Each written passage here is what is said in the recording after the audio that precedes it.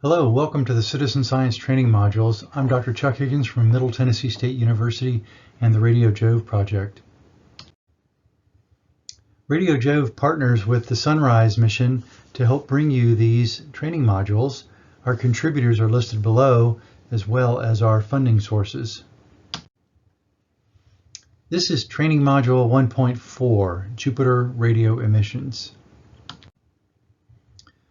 The prerequisites for this training module are shown here, and in particular, Training Module 1.0 through 1.3. This is the list of the learning objectives, so we will introduce the radio spectrogram and briefly overview the discovery of Jupiter's radio emissions, and then talk about Jupiter's magnetosphere and the Io plasma torus, the source locations of the low-frequency decameter radio waves, and show some examples of Jovian radio emissions. First, to define a spectrogram, we need to understand what a waveform is, which is an amplitude versus time graph of data, most often sound information. The top graph shows the waveform of 2 seconds of the spoken word's sound example. A spectrogram is a visual way of representing the signal strength or loudness of a signal over time at various frequencies present in a particular waveform. One can see where there is higher or lower energy at a particular frequency, and one also sees how energy levels vary over time. Spectrograms are commonly used to display frequency time data. In the example, a frequency versus time versus intensity graph of the spoken word's sound example is given in the lower graph. The amplitude of the sounds are given in grayscale, and the louder sounds are depicted in white color, while the quieter sounds are depicted in black. A radio spectrogram is typically a three-dimensional graph of time, frequency, and intensity, where the intensity is represented by a color scale. Shown here is a radio spectrogram of 5 hours of data over a bandwidth of 16 to 32 megahertz. Time increases from left to right, and frequency increases from bottom to top, and the intensity is represented by a rainbow color scale where black is 0 and white is the maximum signal. The arc-shaped feature you see here are Jupiter radio bursts. This is typical of what we call an IOB-related emission source to be discussed shortly. The curved lines that you see of alternating high and low intensity emissions are caused by radio propagation through the Earth's ionosphere. The Radio Jove Radio Sky spectrograph software is available from Radio Sky Publishing. The discovery of Jupiter's radio emission. Early in 1955, while observing the Crab Nebula with a Mills-Cross array in Seneca, Maryland, depicted here on the map, Dr. Bernard Burke and graduate student Kenneth Franklin noted intermittent bursts of strong radio noise. The timing of the burst changed at the sidereal rate, that is, one associated with sky motions, not terrestrial motions. And further analysis verified it was Jupiter causing the radio emissions. You can see that on the graph here on the right.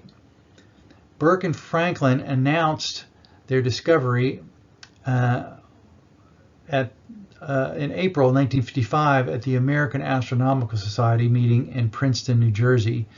And on the left you see a New York Times article also from April 1955. This is a scale drawing showing you the size of Jupiter's magnetosphere relative to the Sun And if you look closely to the Earth-Moon system here, note that Jupiter's magnetic axis is tilted about 10 degrees relative to the rotational axis. Jovian radio emission discovered by Burke and Franklin in 1955, and the radiation belts were discovered later in 1959. 1964, it was found that Jupiter's moon Io strongly influenced the radio emission sources.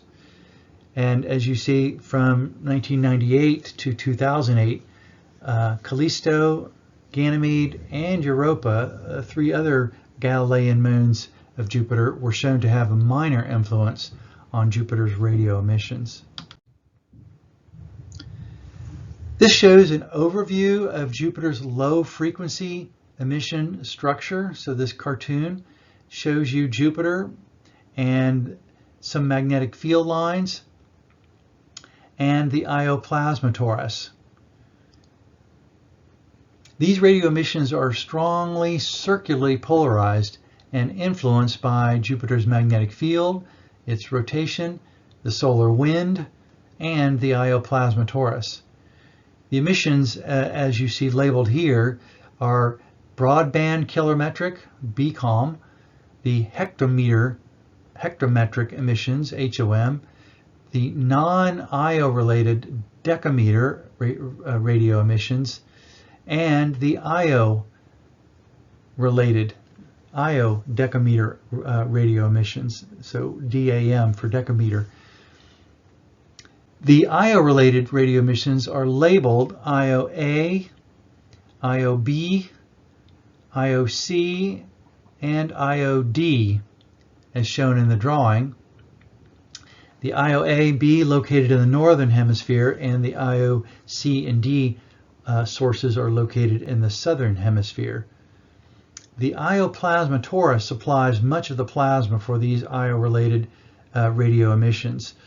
The decameter emission is a cyclotron maser mechanism where electrons are accelerated by strong electric and magnetic fields and generate radio waves emitted in a cone-like pattern. So the graph on the right shows you the strength of the radio emissions versus frequency, and the strong ones there are these maser amplified cyclotron emissions. And the structure you see here is cone-like at the sources. Jupiter's magnetic field magnitude limits these emissions to below 39.5 megahertz. Different radio sources, those from the radiation belts closer to the planet, are responsible for these synchrotron emissions at the higher frequencies.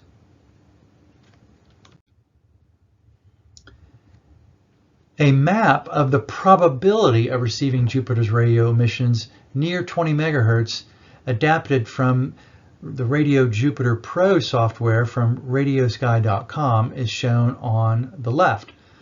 Maps like this have been produced since the late 1950s, where the y-axis is Io's orbital phase in degrees, and the x-axis is Jupiter's longitude, also in degrees. The software allows one to predict the times when Jupiter is more favorable for Earth-based reception of radio emissions. High probability regions are shown in red and yellow here and are labeled IOA, IOB, and IOC. Lower probability regions are shown in blue as non-IOA and then IOD emissions. The universal times are marked along the diagonal lines on the map, and the Jupiter icon shows you the current longitude of Jupiter and phase of Io.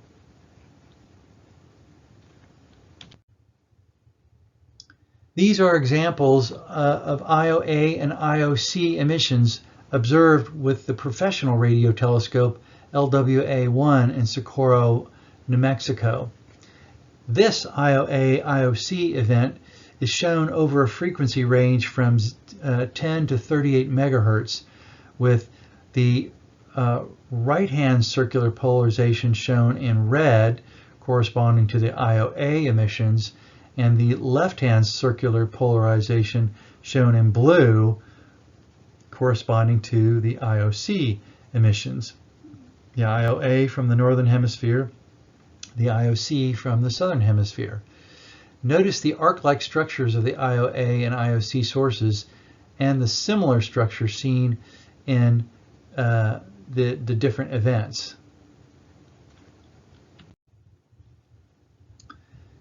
This shows Jupiter IOA emissions from December 2022 from Larry Dodd and Jasper, Georgia. Notice that you can detect the Jupiter emissions among the interference if you know what you're looking for. This is the Jovian emissions you see here at the higher frequency bands. A lot of the interference is occurring at these lower frequencies.